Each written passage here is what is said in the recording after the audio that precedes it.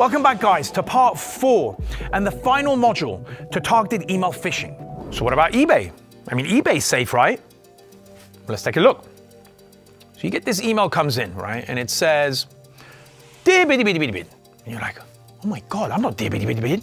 But it doesn't matter, because now your curiosity's piqued, and that's what they want. Let's read on. It says, I want to buy it. Do you still have it?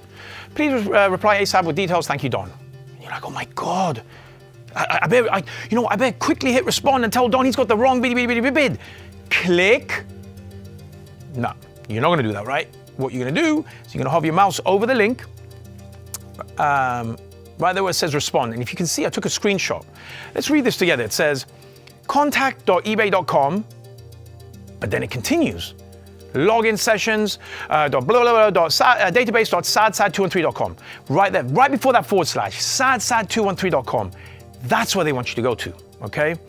So if you would have clicked on this link, because it's the same MO, it's the same pattern that they're repeating, it's just a different, company or different presentation, right? So you go to a fake eBay page, you log in, username and password, gets sent to the bad guys. They redirect you to the real eBay page, you log in, there's nothing going on. You're like, all right, whatever, maybe that was a mistake. And now, you got your financial information, your credit card, all that stuff tied to eBay, and you log in, and someone's just bought like 5,000 TVs for themselves on your dime. So now you're seeing these patterns, and you're like, oh my God, I get it. I see how these guys are doing it. It's the same MO, right? They want you to click on a link. But what about PayPal, right? Maybe PayPal is immune. Well, let's look at this, right? You got this email coming in from PayPal, you got this guy, he's leaning back, he looks, he's really happy, he's got this padlock by his heart, so it's like, your guard is down, okay?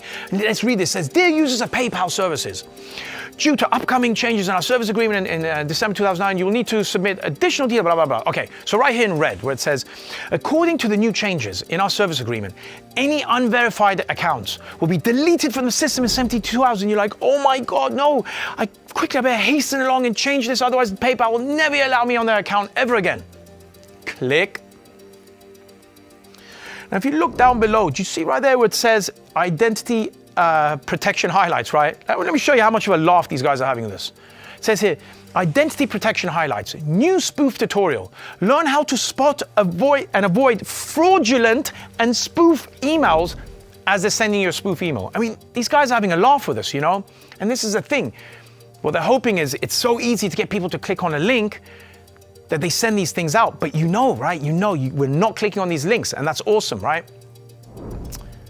So let's say you would have clicked on the link, right? You don't want to log into this. You see that why? See up at the top there, you see that address? It's not PayPal.